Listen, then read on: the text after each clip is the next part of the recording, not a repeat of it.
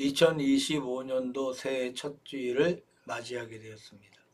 지나간 1년 동안 그리고 2024년도의 한 해 동안 우리가 참으로 어려운 일들을 많이 겪어 살아왔습니다.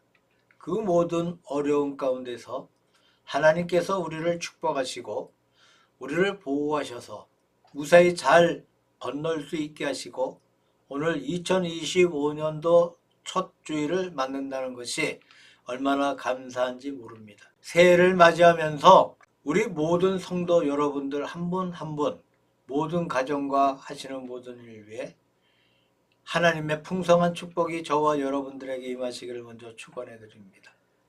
2025년도 첫 주일을 맞이해서 시편 1편에 있는 복 있는 자라는 말씀으로 제목을 삼아 다 같이 복 받는 길이 무엇인가 하는 것을 묵상해 보고자 합니다.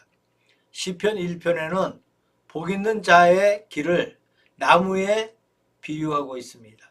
신학가에 심은 나무가 때를 따라 열매를 맺고 싱싱한 푸르름을 유지하고 있는 것처럼 복 있는 자를 원기 있는 활기 있는 나무에 비교하고 있습니다.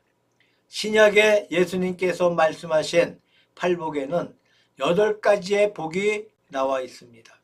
그것은 등산의 비유와 건지어 볼 수 있습니다.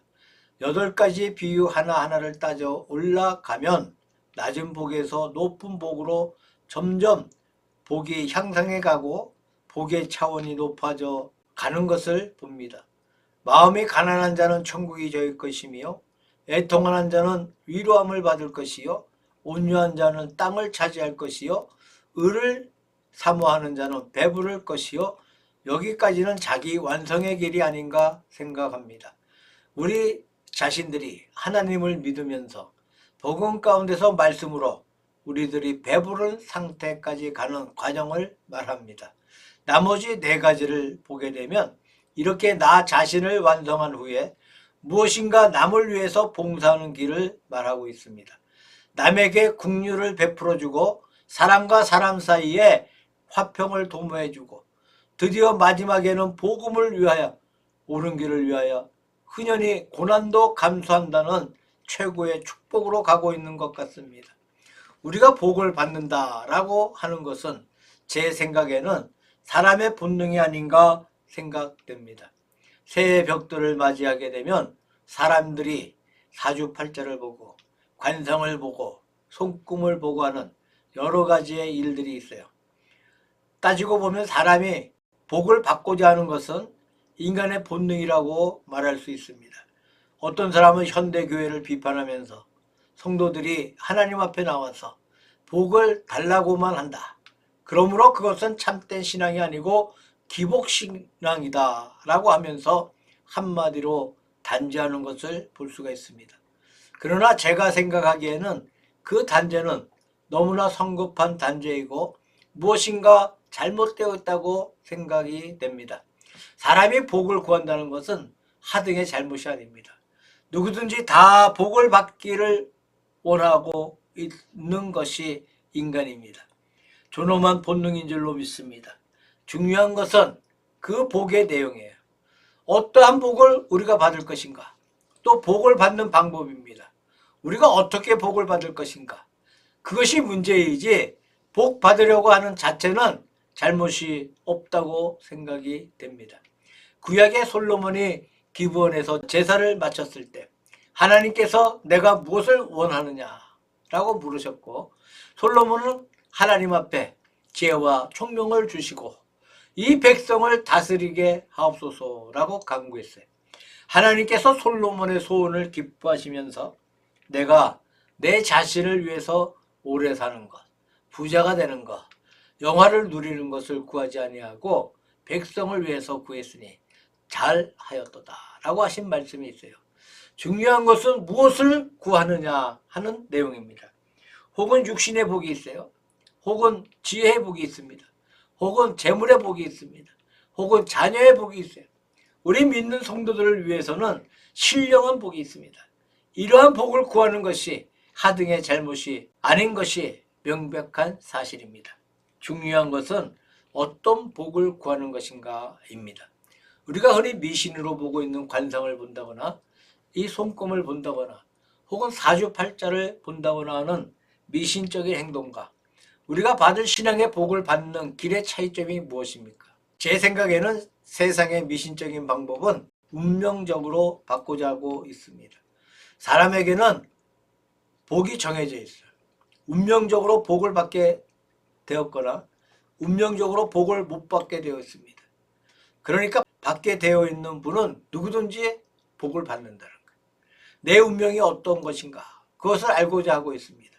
그러나 성경 말씀은 시편 1편이든 마태복음 5장에 있는 산상보훈이 단순히 복을 받는다는 것을 말씀하고 있는 것이 아닙니다. 그 복을 받기 위해서 우리 사람이 해야 할 것이 무엇인가 하는 인간의 본분, 인간의 의무가 여기에 명시되고 있습니다. 어떻게 우리가 복을 받을 수 있는가? 또 복을 받아서 무엇을 할 것인가? 복 받기 위해서 사람이 할 본분이 무엇인가를 오늘 본문 말씀에서 명시하고 있는 것입니다. 이것이 올바른 복을 받는 자세이고 올바르게 복을 받은 결과라고 말할 수가 있습니다. 이제 시편 1편을 중심으로 복 받는 자의 길을 우리가 함께 묵상하면서 은혜 받기를 바랍니다. 첫째로 하나님께 끊임없이 공급을 받는 자. 복 있는 자는 시냇가에 심은 나무가 시절을 쫓아 과실을 맺는다. 그렇게 말씀하고 있습니다. 시냇가에 심은 나무라는 표현은 공급을 충분히 받는다는 의미인 줄로 생각합니다. 성지에 가면 대단히 비의 양이 적어요. 1년 내내 오는 비의 총량이 불과 100mm밖에 안 된다니까 대단히 메마른 산천입니다. 그러나 물의 공급이 없는 땅에서 시냇가에 심은 나무는 비가 오든지 말든지 거기에서 수분을 얻을 수가 있다는 겁니다. 제 생각에는 식물에는 두 가지 공급이 필요합니다. 하나는 수분이고 하나는 빛이에요. 수분이 충분히 공급되고 햇빛이 잘 비춰지면 식물은 잘 자라고 훌륭한 나무가 될 수가 있습니다. 그러나 햇빛의 문제보다 더 큰 문제는 수분에 있어요. 그러니까 수분의 해결이 중요합니다. 시냇가에 심은 나무라고 말하고 있는 것이 아닌가 생각합니다. 우리가 하나님의 신령한 복을 받는 것도 그런 줄로 생각됩니다. 영적인 복이 무엇입니까? 하나님 앞에 충분한 은총을 받는 것이 복 있는 자의 첫째 비결인 줄로 생각합니다. 수분이라는 것은 성경 말씀 가운데 성령을 가리켜 말씀하고 있습니다. 노이 속에 성령이 임하실 때 생수가 강같이 흐르리라. 우리의 마음속에 끊임없이 흘러가는 생수처럼 성령께서 우리 마음속에 비춰오는 사실을 말씀하고 있습니다. 예수 그리스도께서는 자신을 빛이라고 말하고 있습니다. 나는 세상의 빛이라 라고 말씀하셨고 참빛이 세상에 임하였으니 예수님을 참빛으로 표현하고 있습니다. 그래서 성령의 은사와 예수님의 은총을 가리켜서 물과 불이라고 말씀하고 있는 것입니다. 아마 우리 인간의 모든 생활 가운데 가장 필요한 것이 물과 불이 아닌가 생각합니다. 물이 없는 곳에서는 사람은 살 수가 없습니다. 햇빛이 비치지 않는 곳에서 살 수가 없습니다. 요즘은 고층 아파트가 많이 건축되고 있습니다만은 고층 아파트가 건축될 때 만약 거기에 두 가지가 없다면 사람이 살 수가 없습니다. 하나는 전기 혹은 열기가 필요합니다. 하나는 수돗물이 필요합니다. 만약에 물의 공급이 없다거나 열의 공급이 없는 집에서는 아무리 시설이 좋다 해도 살 수가 없습니다. 성지에 가면 메마른 땅입니다. 메마른 성지 중에 한 곳 여리고는 예외의 도시가 되고 있습니다. 거기에 들어서면 푸르른 나무들을 볼 수가 있고 우거져 있는 종려나무를 볼 수 있고 오렌지 나무를 볼 수 있고 풍성한 수액들을 볼 수가 있습니다. 그 이유는 바로 여리고 뒤편에 예수님께서 시험 받으신 산이 있습니다마는 그 시험산이 상당히 높은데 그 높은 산 중턱에서 이상하게도 샘이 솟아나온다고 합니다. 이 샘의 물의 양이 많아서 흘러내려와 여리고 도성 한가운데로 흘러갑니다. 그러니까 그 물을 이용해서 나무들이 자라고 열매를 맺고 농사를 잘 짓고 있습니다. 말하자면 여리고 도성은 신학가에 있는 도시라고 할 수가 있습니다. 우리나라가 일제 침략에서 해방되고 얼마 되지 않아서 어느 목사님이 미국으로 처음 건너갔을 때는 배를 타고 갔다고 해요. 20일 동안 배를 타고 시애틀에 도착했는데 거기에서 4주야를 기차를 타고 동부까지 대륙을 횡단해서 간 일이 있는데 맨 처음 만난 곳이 로키 산맥입니다. 철길을 따라서 얼마 안 가서 울창한 원시림이 나왔어요. 사람들이 발도 들여놓지 않는 원시림이 가득 우거져 있는데 나무들이 마음껏 살다가 수명이 다해서 죽으면 허옇게 말라 그냥 서 있는 것도 있고 넘어져 있는 것도 있는데 넘어져 있는 나무 숲을 사이를 지나갈 때 참으로 마음속으로 부럽다는 감을 느꼈다고 합니다. 그때 우리 한국은 산이란 산이 보기 흉하게 아주 말갛게 벗겨져 있습니다. 우리나라의 산의 나무를 보기 어려운 시대의 얘기인데 그 푸르른 산천을 바라볼 때 부러웠다고 합니다. 메마른 산이라는 것은 가난의 상징이고 푸르른 산이라는 것은 부유의 상징이라는 생각이 들었습니다. 그렇게 인상 깊게 그 사실을 바라본 적이 있습니다. 아마 우리의 심령도 그런 것 같습니다. 하나님 앞에 푸르른 심령이 있고 메마른 심령이 있습니다. 공급을 잘 받은 심령은 푸르른 심령입니다. 공급을 받지 못한 심령은 메마른 심령인 줄로 생각합니다. 신학가에 심은 나무가 시절을 쫓아 열매를 맺는 것처럼 하나님의 거룩한 말씀에 가까이 있어서 말씀의 공급을 받으며 은총의 공급을 받고 복의 공급을 받는 이것이 진실로 필요한 줄로 생각합니다. 그러면 우리가 성령의 은총과 하나님의 거룩한 사랑을 어떻게 공급받을 수 있는 것일까요? 마치 우리 몸이 건강하기 위해서 하루에 3끼 규칙적으로 밥을 먹습니다. 적당히 먹고 운동도 합니다. 이것이 건강의 소중한 비결이 된다고 생각합니다. 우리의 영혼에도 하나님께서 은혜를 주십니다. 예를 들면 우리가 주일 성수를 합니다. 한 주간 열심히 세상에서 일하고 주일을 맞이할 때 우리의 몸과 마음을 준비해서 하나님 앞에 거룩하게 예배를 드리는 것이 하나님께 은총을 받는 방법인 줄로 생각합니다. 우리가 규칙적으로 우리의 제목을 정해두고 하나님 앞에 기도를 드리는 것이 하나님 앞에 은총을 받는 방법인 줄로 생각합니다. 자기 자신을 위하여, 가족을 위하여, 교회를 위하여, 국가를 위하여 정해진 제목에 따라서 매일 규칙적으로 기도해 나간다는 것은 하나님 앞에 은총을 받는 좋은 방법이라고 생각합니다. 우리가 힘써서 하나님의 교회에 봉사하고 하나님의 사업에 이바지해서 활동하는 것은 실로 교회를 돕는 것이 아니고 나 자신을 돕는 길입니다. 우리의 몸은 운동해야 몸이 건강한 것처럼 우리가 봉사할 때 우리 영혼이 건강해질 수 있는 줄로 생각합니다. 우리가 만약에 전도해서 사람의 생명을 인도할 때 그 생명이 구원받는 동시에 내 자신이 은혜를 받습니다. 우리가 하나님 앞에 거룩한 생명의 공급을 받는 방법인 줄로 생각합니다. 하여튼 시냇가에 심겨져 있는 나무나 식물들, 동물들도 하나님의 은총을 받는 것입니다. 물을 공급받는 나무처럼 하나님의 은총을 끊임없이 받는 생명, 그분이 바로 복 있는 생명인 것입니다. 두 번째 말씀 가운데 보게 되면 적극적으로 하나님 앞에 복을 받는 동시에 소극적으로 악한 길에 따라가지 아니한다는 그러한 말씀이 기록되어 있습니다. 여기에서 재미있는 표현은 복 있는 사람은 악인의 꾀를 쫓지 아니하며, 옛날 성경에는 행하지 아니하며 라고 되어 있습니다.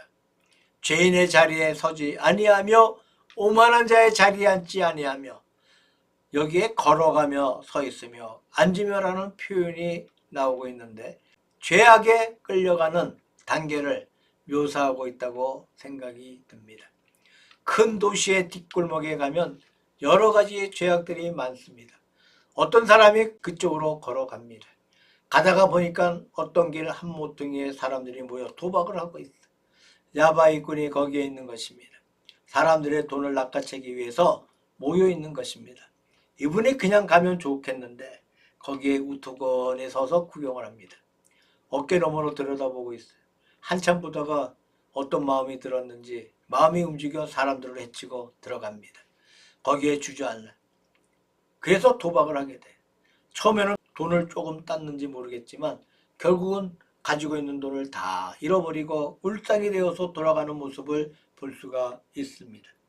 먼저 어두운 뒷골목을 걸어갔고 그 다음에 거기에 서서 그것을 관찰해 보았고 그 다음에 앉아서 같이 합작을 했어요.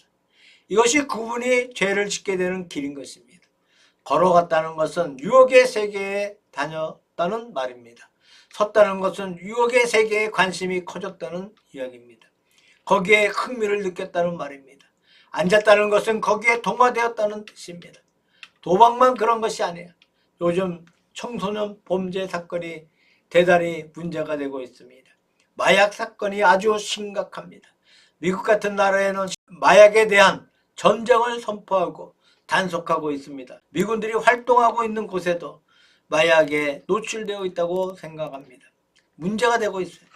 기타 사회에 여러 가지 죄악들이 많습니다만은 모든 죄악을 자세히 보게 되면 죄악의 세계는 결코 혼자서 못한다는 거예요.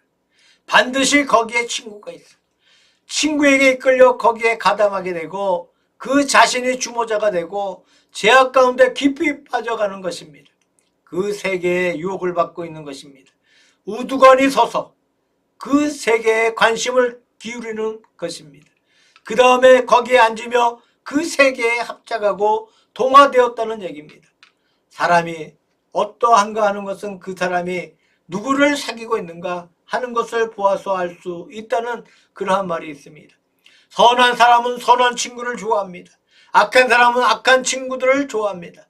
술을 좋아하는 분은 술 마시는 친구를 좋아합니다. 도박꾼들은 도박꾼 친구를 좋아합니다.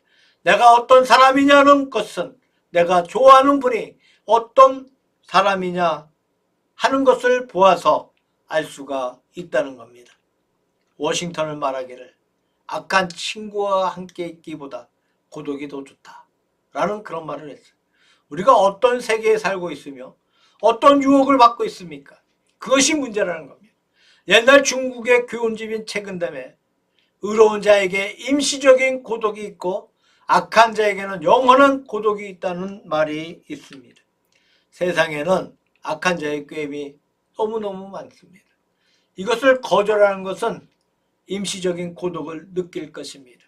예를 들면 구약의 다니엘과 그의 세 친구가 왕이 하사하는 고기와 술을 마시기를 거부했어요. 하지만 그들은 고독을 느꼈을 것입니다. 같이 술을 마시고 같이 고기를 먹고 했으면 같이 어울려서 좋은데 별나게 안 먹겠다고 하니까 고독을 느끼는 것입니다. 그러나 그 고독은 임시적인 고독이었어요. 거기에 술을 먹고 거기에서 고기를 먹고 우상 숭배에 참여한 사람들은 영원한 고독을 맞게 되는 것입니다. 세 친구가 불 속으로 들어간 것도 다니엘이 사자굴에 들어간 것도 모두 임시적인 외로움을 느꼈던 것이 아닌가 생각합니다. 악한 친구를 거부하는 데서 오는 외로움인 줄로 믿습니다. 악한 그 자체는 결국 영원한 고독을 느낍니다. 형벌을 받는다는 말입니다. 성 어거스틴의 말 가운데 비틀거리며 바른 길로 가는 것이 건강하게 악한 길로 가는 것보다 더 좋다라는 말이 있습니다. 이렇게 우리가 약해서 비틀거리고 실수하고 넘어지면서 올바른 길을 간다는 것이 건강하게 악한 길로 가는 것보다 더욱 좋다는 말씀입니다. 또 유대인의 말 가운데 악이라는 것은 처음에는 거미줄처럼 내게 다가오지만 마지막에는 밧줄처럼 너를 동요맨다. 그렇게 말하고 있습니다. 세상의 모든 죄악이 처음에는 아무것도 아닌 것처럼 보입니다. 미미하고 연약한 거미줄처럼 보입니다. 그러나 일단 거기에 걸려버리면 점점 그것이 커져서 마지막에 밧줄처럼 나를 동요매고 만다는 이야기입니다. 누가 복이 있는 자입니까? 악한 자의 길에 헤매지 않는 자입니다. 악한 자의 유혹을 받아서 서지 아니하는 자입니다. 악한 자의 장소에 앉지 않는 자입니다. 이것이 바로 복 있는 세계요, 복 있는 사람의 모습이라고 그렇게 말하고 있습니다. 세 번째로 오늘 본문 말씀에 시절을 쫓아 열매를 맺는 자라고 말씀하고 있습니다. 우리가 하나님의 거룩한 은총을 공급받고 악한 자를 거부하는 것은 어디까지나 자기를 보호하는 자기 완성의 길입니다. 자기 완성해서 그 다음에 무엇을 할 것인가? 열매를 맺어야 그 복이 완성되는 것입니다. 시절을 쫓아 열매를 맺는다는 것은 열매의 종류가 많이 있다는 말입니다. 일찍 맺는 열매가 있습니다. 늦게 맺는 열매가 있습니다. 큰 열매가 있습니다. 작은 열매가 있습니다. 열매의 종류가 많이 있습니다. 식물에게는 열매가 생명입니다. 식물의 모든 생태는 열매를 위해서 살고 있는 것입니다. 예를 들면 꽃이 아름답게 피어 있습니다. 향기를 떨치고 있습니다. 무엇 때문에 아름다운 것입니까? 무엇 때문에 향기로운 것입니까? 열매를 위한 것입니다. 꽃의 아름다움을 보고 향기를 맡고 벌과 나비떼들이 날아옵니다. 그 속에 있는 꿀을 먹다가 수분 작용을 해주게 되고 결실을 맺게 도와주는 것입니다. 그러니까 꽃이 아름다운 것은 괜히 아름다운 것이 아니고 열매를 위한 것입니다. 그래서 열매 맺기 위해 수분이 되면 꽃은 떨어집니다. 잎은 마릅니다. 열매를 맺는 것이 꽃의 생명이라는 이야기입니다. 우리의 삶이 무엇입니까? 우리가 개인적으로 무엇인가 주님 앞에 열매를 맺어야 하겠습니다. 우리는 가정적으로 무엇인가 주님 앞에 열매를 맺어야 하겠습니다. 우리는 전 세계 교회적으로 하나님 앞에 열매를 맺어야 한다고 믿습니다. 요한복음 15장의 예수님의 포도나무 비유 가운데 가지를 잘라주고 가꾸어 깨끗하게 주는 것은 열매를 많이 맺게 하려 함이라고 말씀하셨습니다. 열매 맺지 않는 나무가지는 잘라서 불에 던지운다고 말씀하셨어요. 무엇인가 열매를 맺는다는 것이 복 있는 생활의 마지막 결론인 줄로 생각합니다. 예수님께서 마태복음 6장 20절에 말씀하시기를 너희의 보물을 하늘에 쌓아두라 라고 말씀하십니다. 보물을 하늘에 쌓아두는 것이 무엇입니까? 우리가 자기 자신을 위해서만 일생을 살고 만다면 우리가 죽고 나면 다 없어지고 맙니다. 하나도 남는 것이 없습니다. 아무리 돈을 많이 모았다 하더라도 아무리 부유해도 죽고 나면 아무것도 가져가지 못합니다. 그러나 무엇인가 남을 위해 돈을 사용했습니다. 무엇인가 아름다운 봉사를 했습니다. 무엇인가 값 있는 사실을 만들었습니다. 그것이 바로 열매입니다. 하나님 나라에 기록되고 있는, 하나님 나라에 간직되고 있는 좋은 보배인 줄로 생각합니다.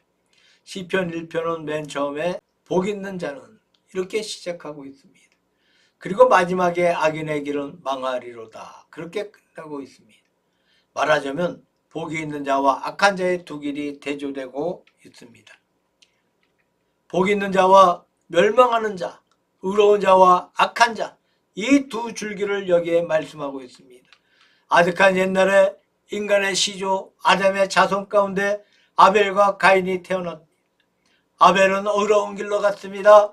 가인은 악한 길로 갔습니다. 그때부터 인간의 세계에는 두 길이 나누어진 줄로 생각합니다. 우리가 자세히 볼 때 우리의 주변에 언제나 두 길이 있어요. 우리가 어느 길로 갈 것인가? 악한 자의 길을 거부하고 의로운 자의 길로 가서 열매를 맺는 것이 바로 하나님 앞에 크나큰 축복의 길인 줄로 생각합니다. 카알라일은 말하기를 고목은 넘어질 때 굉장한 소리가 들려오지만 거기에는 파괴가 있을 뿐이고 아무 소득이 없는 것이다.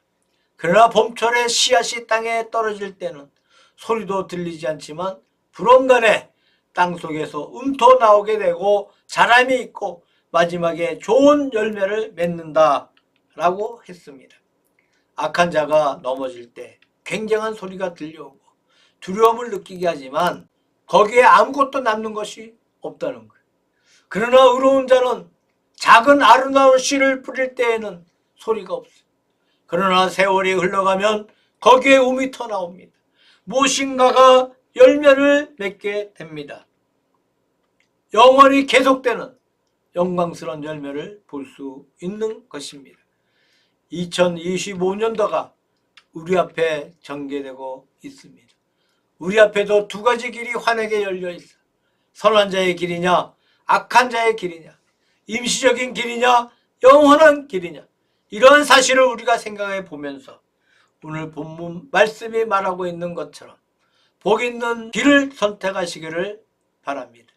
여호와의 은총을 공급받으며 악한 자의 길을 거부하며 무엇인가 열매를 맺는 2025년도가 되시기를 바랍니다. 하나님의 거룩한 축복과 은혜의 손길이 이렇게 결심하고 나서는 모든 성도들의 머리 위에 반드시 임하실 것입니다.